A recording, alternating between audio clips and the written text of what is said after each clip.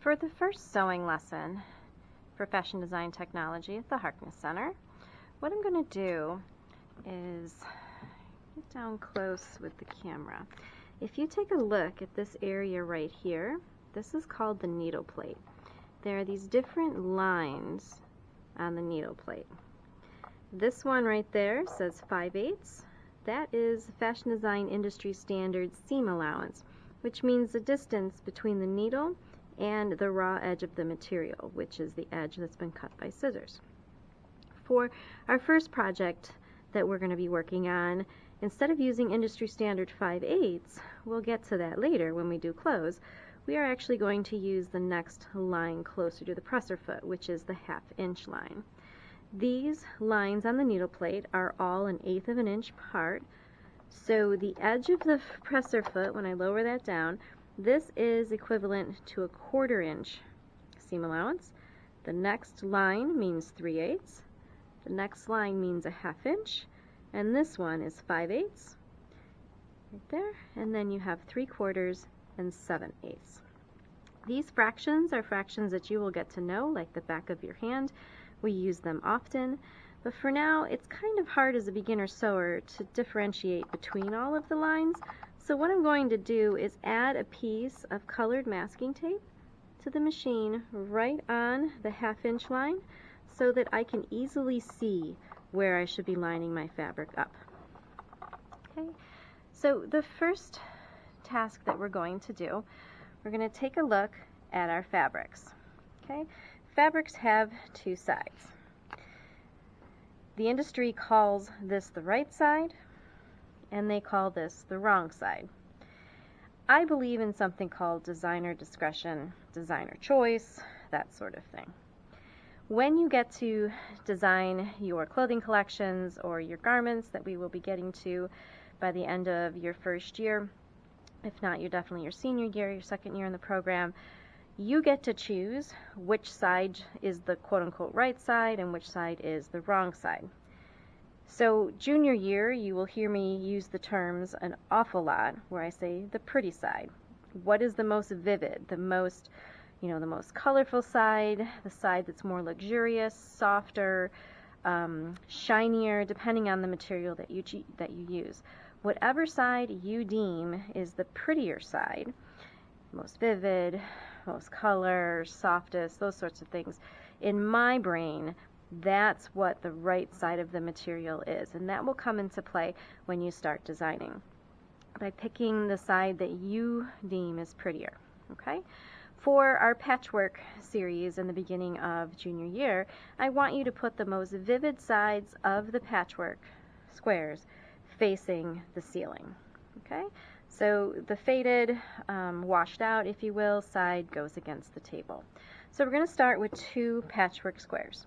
Once you have them on the table, pretty sides facing up, I'm going to ask you to close them like a book. Then what you do, you take the perpendicular edge, which is this edge would be parallel, this perpendicular edge, and you make those raw edges even. They're called raw edges because they've been cut with scissors, so you're going to make those even. Then it's easier for me to pin towards me, so I'm just going to hold the bottom corner and turn this way. I'll then take my pins from the pin grab-it, and right at the edge of my thumb, I'm going to insert the pin down and then push it up. Then I'm going to move my thumb over so that the bottom of my thumbnail is even with the pin. I'm going to make sure that the raw edges, I'm going to slide it up with my thumb, are even. And then I will insert the next pin at the end of the thumb, down and then up. Moving over, same thing. Bottom of the thumbnail where the pin is, top of the thumbnail, make sure the raw edges are even, and then insert the pin. And keep doing this all the way across. It should take 6 to 8 pins depending on how large your thumb is. Okay, all the way across. To double check yourself, make sure that the pins are a finger distance apart. That's really important for beginning sewing.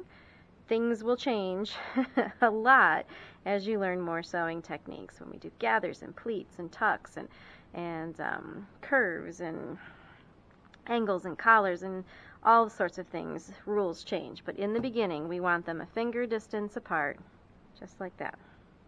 Okay. Now I'm going to raise up my presser foot. I just turned my machine on, so I want to make sure that the stitch length is a 3, so I've changed it to a 3. I'm going to, underneath the raised presser foot, going to enter the fabric. When I lower the presser foot down, there is an oval right where my thumbnail is. That's where the edge, the far edge of the material should be, is right in that oval. Hopefully I'm getting close enough so you can see that oval. If not, I apologize. You're going to lower the presser foot down, make sure that the perpendicular edge that you've pinned is right up against the blue. You're not over it, and there isn't any silver between the blue and the fabric. I'm going to line it up with the oval across the parallel part, and then the edge of the blue tape down the perpendicular part. I'm going to put my machine in half speed as if I were a beginner sewer. I have my needle up because I'm not pivoting, I'm just going to stitch straight. And then I have my stitch length at a 3. I'm gently going to press my foot pedal, and I'm going to take 3 stitches. So we got 1, 2, 3. Now this right here by my index finger, that's our reverse button. I'm going to hold that in with my index finger. Now hit my foot pedal, and I'm going to go backwards all the way to the back of the parallel. I've taken my finger off the back stitch. Now I'm hitting the foot pedal and going forward. Once the pin enters the presser foot area, I'm going to pull it out. You have 2 options. You can put the pin down here in the bottom. It catches the pins at the bottom of the sewing machine itself, or you can return it to the pin grab it. And then I'm going to hit my pedal again and stitch. When the pin gets to the area of the presser foot, you stop, you pull it out, and then you start again. It's important at this stage of the game that you do not sew over pins. Eventually we'll get there, but right now please stop your machine and pull out the pins. If your machine is going too fast and your needle actually hits a pin, the needle will break. It will make a terrible noise, and it could be dangerous. So we don't sew over pins. You stop, pull the pin out. Now I'm going to straight stitch all the way to the end of the square. Then I'm going to hold in the back stitch button and do 3 stitches. Usually ends up being about 4, and then take my hand off the back stitch and just go forward. Once I get to the end, I lift up the presser foot, pull the squares off, and then up here on the side is a cutter. So, then I bring my scissors and trim my threads as close as I can to the fabric without cutting the fabric. So what I have created is a seam. I've taken 2 fabric squares, I placed them right sides together, I pinned down the side, I stitched 3 stitches forward, and then all the way down, went back 3, then stitched all the way down, and then stitched back 3, and then forward again. And when I open it up, there's my seam, my 2 items, my 2 squares put together. Okay. The next step from here, as I get up and walk to the ironing board, forgive me, with the camera on my forehead as I'm moving. When we come over to the iron, there's a couple of things I want to point out to you. First of all, the iron is blinking right here. That means that it is in auto shut off. So the iron was left unattended. If it's left unattended for more than 2 minutes, they go into auto shut off. So you need to wake it back up. And how we do that is we just shake it a little bit on the ironing board cover. It takes about 60 seconds for it to heat up again. So in that time, I'll explain a little bit about the iron. We have 3 or 4 different brands of irons in the classroom. They most have the temperature gauge on the body of the iron itself. You need to find the little plastic knob, which is right there. That's your temperature indicator, if you will. This dial on this particular brand, it doesn't have words on it. This right here with 0 means it's off by the indicator. As I turn it on, the dots, or the gauge, gets wider, which means it's getting hotter. There's 1 dot, which means it's kind of so-so, kind of warm. 2 means it's warmer. And then max up here is something we don't need to set any of our irons on in class, the max, because max is for linen. And you can actually smell what the iron does to fibers if it's not linen at this temperature. So never set any of the irons in the classroom at max. You're going to want to be somewhere here in the middle. Okay.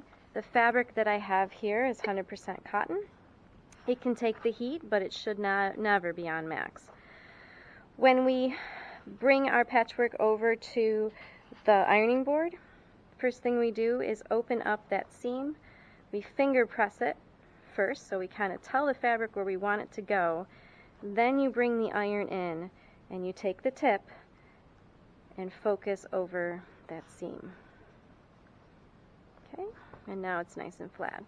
We also have on the iron a steam button. When you push it, it gives you steam, and that's okay too if you like steam. Just know that this part of the iron is hot. If you touch any part of the metal, the side, the tip, the plate, you will get burned. And same thing with the steam. The steam is boiling water temperature. So if the steam gets on you, you will also get burned. So be very careful with the iron. Never leave it in this position.